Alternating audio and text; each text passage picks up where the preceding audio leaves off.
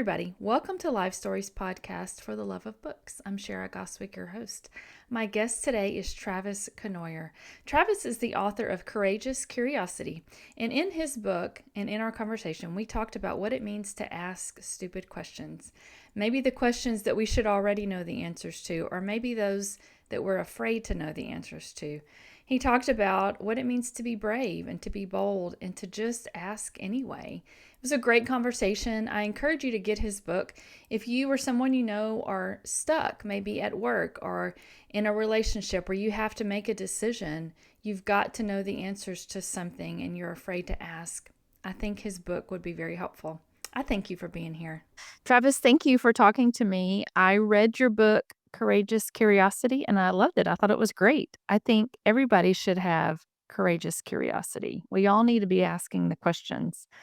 And you kind of go into depth about, how to do it and why it's a good thing and why it's scary and, all the things that everybody thinks about when they want to ask a question they may think is stupid. But I want to know why you wrote the book. What led you to write this book? Yeah, thank you. It's always great to hear someone liked it. What made me write the book? I really needed to write it. The premise is, for 10 years, I carried this secret and it was suffocating. It was totally suffocating about why I pivoted from being a scientist to an engineer in the middle of my PhD. And on the resume, I kept getting asked, like, why did you do that? Like, that's such a big shift. And I made up every excuse under the sun as to why. And I was lucky because I got into like EV companies. So people just thought like, oh, well, it's an upgrade. So, it would have been really easy to never tell that story. But I needed to. And also like the number one thing for me is always to help others. I can't really explain it other than like advocating for others is my number one. And so I was like, I think people will really appreciate me being honest about what happened, and maybe it'll help them kind of be introspective about their own lives and their own stupid questions they might need to ask. Yeah, you were very honest in the book. And I remember because I said it had been a minute since I had read it, but you went through some stuff, and I was so proud of you. I love rooting people on throughout their book, when you get to follow their journey and watch when they are struggling in something, and then when they get to overcome it and move past it, it's like you root for that person, and so I was very proud of you when you had to do some hard things, and I think it Mhm. will be encouraging to people to read your story. You said in the book that asking a stupid question doesn't make you stupid, it makes you brave. That is so true. How many questions do we not ask because we're afraid of looking stupid? Why did you say that? Oh, I've had this theory for a long time. Ever since what happened to me in graduate school, I just theorized about this whole thing with stupid questions. I was just like, I don't understand. There's this trifecta of things that just don't make sense to me. The first one is mentors and like people I really respect, even my own dad. They all say the same thing. Oh, there's no such thing as a stupid question. Like, okay, let's assume that's true. Okay. And then you look at like stories of Elon Musk and it's like, well, he started SpaceX because he asked a single stupid question of like, oh, reusable rocket.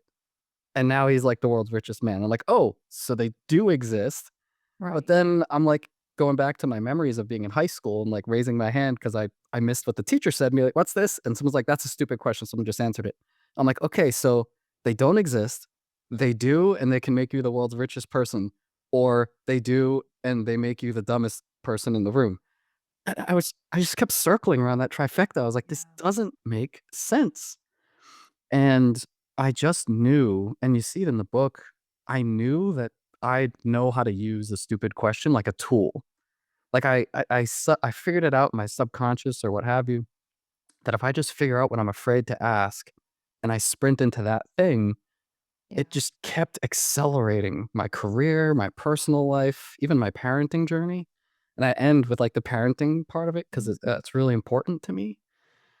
And so ever since that moment, I knew there's something there in the stupid question in that trifecta, and I wanted to talk to all 3 of those people at the same time, and that's incredibly difficult.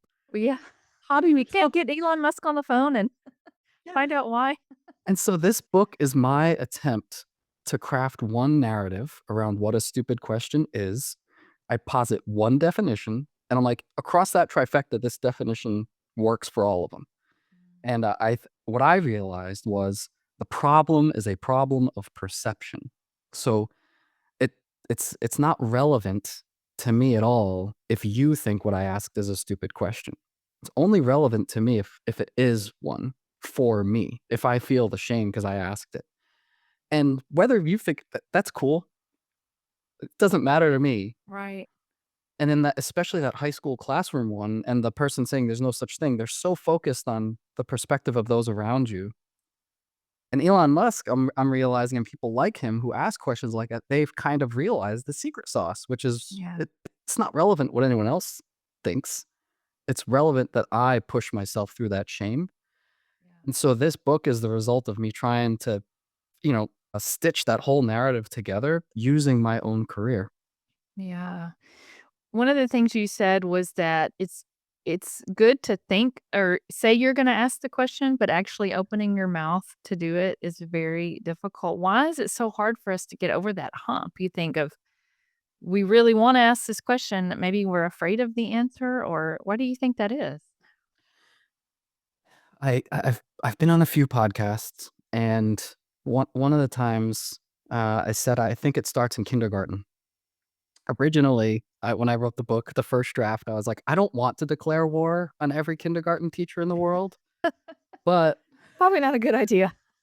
like I have no desire to do that. I have a deep, fond, appreciation for and love of kindergarten teachers. And my kids are 4 and 6. Like I love their teachers, and at the same time, the job of a teacher at that age in your life is so critical. It's the first time in your existence you're leaving the home where your parents teach you how society works and how to be a human, and you're going to like random strangers and you're learning how to interact with them. And in that moment, the kindergarten teacher says there's no such thing as stupid questions. And I've literally gone to my daughter's kindergarten class to like do what daddy does for work day. And I saw the teacher say it. There's no stupid.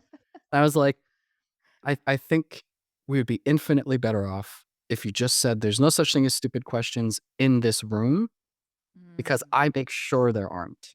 So the job of the kindergarten teacher is to make sure shame is not thrown at other kids, whether accidentally or on purpose. yeah. They're doing that all the time. They're amazing at it. But I think it's just a simple misunderstanding. They miss those last few words. There's none in here because I'm the arbiter of shame within this room. And that arbiter doesn't exist when you leave this room. You're going to have to be that for yourself, and you're going to have to learn how to leverage your own shame to help install your own growth on your own. Right. And I mean, you can't say that to a 6-year-old or 5-year-old. Right. Probably not. You can't, but I think that's the epicenter of the answer to your question of why we get so scared. I look at the way I finish the book, I ask a stupid question to my youngest daughter after yelling at her. And for me, I call it a stupid question because I was so scared of what her response would be. Like, am I a good enough parent? I'm so sorry I did what I did. And I asked her, what can I do to make it up to you? And she might have said, nothing, daddy. Like, I'm really mad. And like, now I have to carry that, be upset when I'm scared. But the point of the book is that's why I have to ask it so that I Right. can give her the chance to say, it's okay, daddy. It's already okay.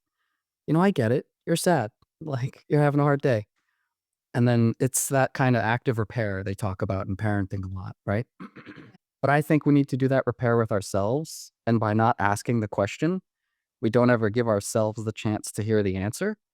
Yeah. And, I see, and I try to be very clear in the book that I'm not stipulating you have to ask questions about personal growth, about science, about facts, about whatever. Should I believe this conspiracy? Like, it all has to do with like, what are you really afraid to actually ask out loud? And all that other stuff to me is just the noise around your curiosity. Yeah.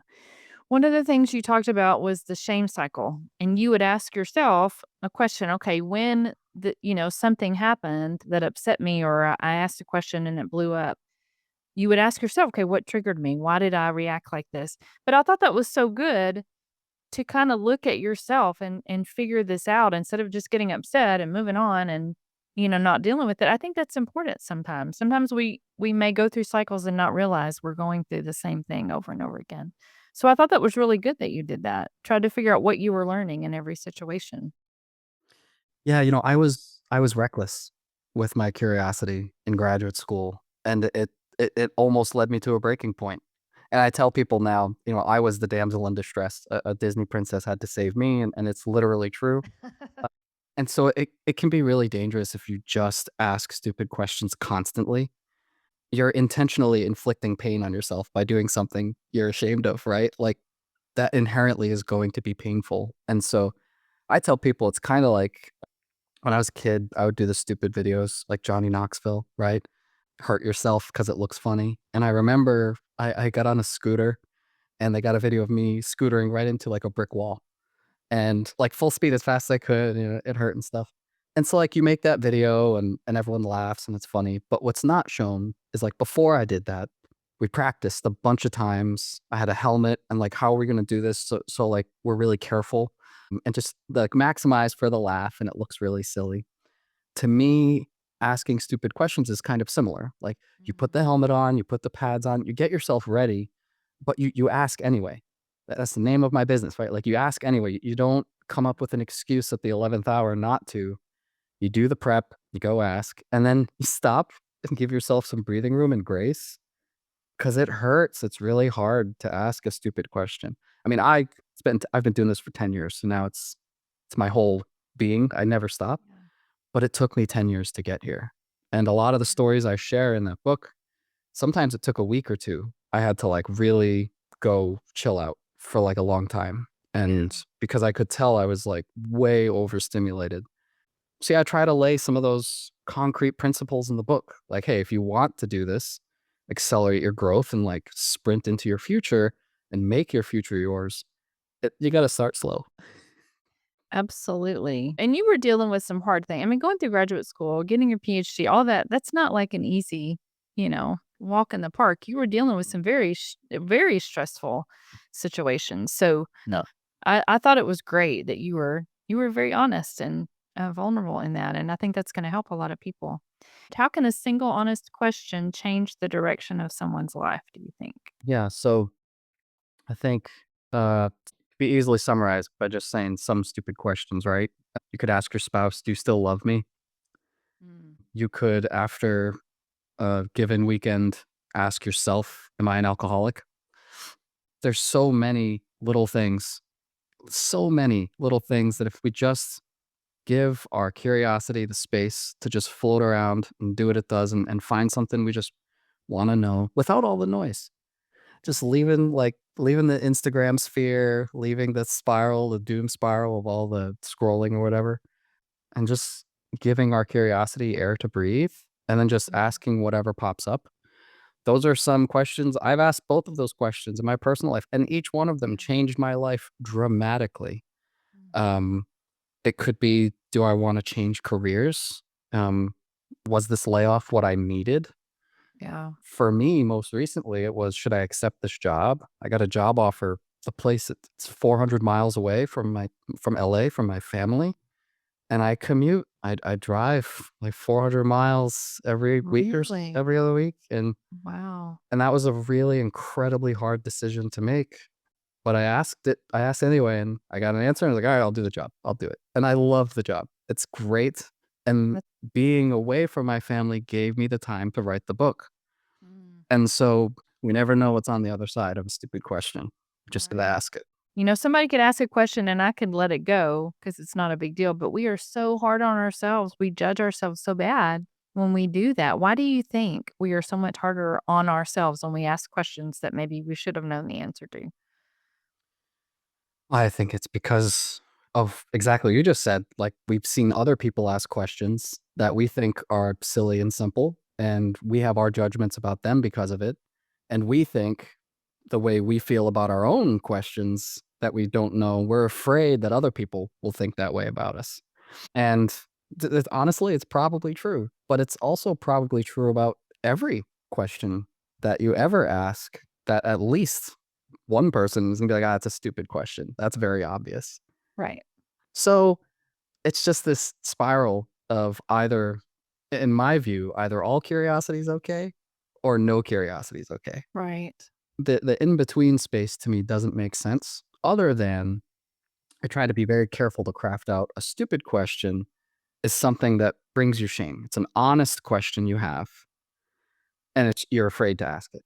A manipulative question is different, Yeah. right? So it's not the same for things where you're trying to manipulate outcomes, right? I think some people conflate that with a stupid question and try to say, like, I don't know, someone, as an example, one Republican in a room of Democrats will ask a question just to make them all react. That's a manipulative question, right? Or it's a stupid question. Maybe they're just being honest. The people around them have to decide for themselves, but that person knows. That's why I wrote the book for that person. I'm only talking to you with your own stupid questions, you, the reader, whoever you are.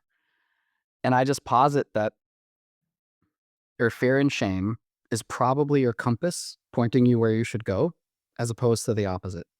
Like, I look for the things I'm afraid of, and then I do a very simple contextual analysis. Will other people like me be afraid of that too? Oh, yeah. So probably nobody has the answer in the world. So let's try to go get that answer. I've done that at work so many times at these EV startups, and like 80% of the time I'm right. And then I end up making new technology that like reshapes the entire market. And it's just because I'm like, well, it's a stupid question. I know everyone else would be too afraid to ask. Right. That's And awesome. I think that can transcend into the personal life as well, you know? Yeah, I agree. How could you encourage somebody to be more vulnerable, to want to ask for help instead of staying quiet and being afraid to ask those questions? So I talk in the book about this a little bit because I do end up being that presence. I'm sure you know some. Most podcast hosts I think are these as well, but I call it a curiosity comfort zone, right? Mhm. So just to be a voice that never judges anyone for any curiosity ever. Like, I'll never judge someone for a conspiracy theory they hear about ever. Because I'm like, conspiracy theories are just conspiracies until they become truth, Right. right? And either they eventually do or eventually don't. It's just a matter of time. Yeah. Um, I'm open to all curiosity. And so every company I've ever worked at, every group of friends, when there's a bunch of parents, anyone who wants to just know the answer to something, they always come to me because I will never judge the validity of any question. I actually try really hard and I still fail sometimes. I try never to say, that's a good question, because they're all good questions, right? I don't think there's a good and bad questions, but it's so baked into us from society, just like there's no such thing as a stupid question. Yeah. Um, I think just being open and never, ever judging anyone who's curious to know something, and being curious about people's motives. Like, being able to sniff out a manipulative question, if you can sniff it out and then ask a question that might kind of pull up those intentions, that's fun. Like, because then you're just illuminating reality for those around you, right? But yeah, crafting a curiosity comfort zone is definitely, and it's not something you can push on people. It's just a state of being that you assume. And I do it with my kids. I never judge them for anything, all their friends. Yeah. You will learn as a parent. I know your kids are young. My kids are all grown. And this is one thing I have learned as a parent, especially when they're teenagers and especially in the world that we live in today. You have to learn to have a poker face when they're talking to you and telling you things. You cannot react. You can't react because if you react, then they're not going to want to tell you Yeah. more Oh, stuff. oh. So Mm, you have to learn to act like it's no big deal. The thing that they're telling you is no big deal, even though inside you're freaking out. I had to do that many times. Anyway, that was just a little side note there. And I will say I have asked stupid questions on the podcast. mm, I will listen to my interview again and go, "She just said that. Why did I ask that question?" mm. Like, I've done that many times. So, anyway. Oh, well, it's okay. I'm just being human, Yeah, being human. exactly. How has the book changed you, do you think, since you finished and published, and how do you feel like it's maybe changed you a little bit, or has it changed you a little bit? Oh boy. Yeah, it's been a launch pad for me into my future in a really big way. carrying that secret. I was so afraid to just be me, Yeah. and I was hiding all the time, just at work, doing good work and working at these companies, making good money, living in LA, comfortable, but also just drowning on the inside. Mm. And now that I don't have to carry that weight anymore and I can combine it with all the lessons I've learned, I'm very excited to write more books. And I have my business Ask Anyway, and I'm growing it in my downtime. I joke I'm overemployed because I have like 2 full-time jobs between my day job and, my personal business. Yeah. Um, but it's really brought me and a lot of people close to me closer, and it's helped pull me out of my little tiny sphere of influence I had, and hopefully into, a bigger circle so I can have more conversations with more people. That's awesome. I love that. Tell everybody about Ask Anyway. Sure. So at first it was I wrote the book and I looked at traditional publishing timelines and realized it would take 3 years. And I was like, nope, that's not good enough for me. So I asked a stupid question. I was like, what if I make my own publishing business and publish it myself? And so at first, that's what it was. And if you go look at the website today, was it early March? That's what it will be. But it's now in a big stepping stone into, I want it to be my full time gig for the rest of my life. I have a mission statement, which is I really want to accelerate the transition to sustainable human connection.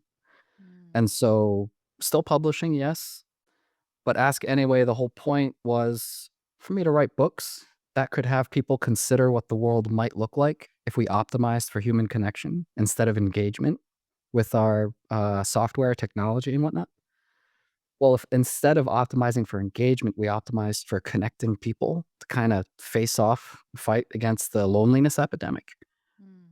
Originally, I was like, "Oh, I'll just write books about it and like get people thinking about what that world could look like." And this first book was my, starting point for that. I started writing like 10 more books, but then OpenClaw was released and I have my AI agent now. And now I'm like, well, I'll just build that world too. So Oh. I'm making handheld electronic devices. I'm making AI assistants that can help people free up more time so they can connect with those they love more. I'm so excited. You're so busy. Yes. And I'm overemployed and a parent of 2 small girls. Yeah. Yes. That's awesome though. And it's encouraging for people who maybe want to do the same thing. They have ideas and they've got dreams and they're afraid to step out. So you're showing them that you can. Is there anything that I haven't asked you about that you want to tell me about? No, I'm blazing through the book in my head. I also haven't I've, like, abandoned the book entirely by now. I, like, forget what's in it. No, I think you asked everything. I can't wait to see what Ask Anyway becomes. I'm working on a children's book series, and that's Awesome. it's a chapter book series for kids, like, kindergarten through 2nd, 3rd, Yeah. and, that'll be the next books I publish for sure because my kids really want to read them. That's wonderful. I am a book lover, as you can I could tell. see. I love to read. I read a lot. So yeah, I think that's wonderful. Well, this has been great, Travis. I really did like the book. I think it's very encouraging for people. And so I hope it does really, really well. And I'm excited for you and whenever comes next, your books, your kids' books, I think that's great. Mhm. Thank you so much. Enjoy Thank you, your sir. evening. You too. Will do.